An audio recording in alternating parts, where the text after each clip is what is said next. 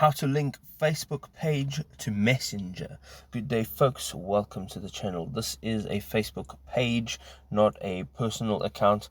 And on the top right hand side, you can tap on that profile picture and you can see all of your options over here. Now you can manage which page you are actually going to change these settings for, and you can do so just over here at the top. So now we're in our page and we're going to scroll down and we're going to look for the settings and privacy tab that looks like this.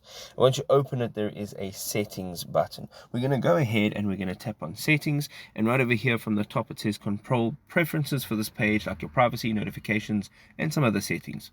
We're going to go ahead and tap on page settings over here, and once we've tapped on page settings, we can go down and it's under the first heading, privacy. Underneath privacy there is a subheading called privacy, and it says control who can view and message your page. We're going to tap on that. Now from here you can see that we have quite a few options, and right at the bottom there is messaging, and we're going to tap on that. Now over here it says allow people and pages to message your page.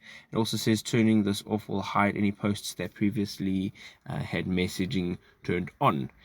So we're going to go ahead and we're going to make sure that this option is turned on and not off. And there you go. Now your Messenger is linked to this Facebook page.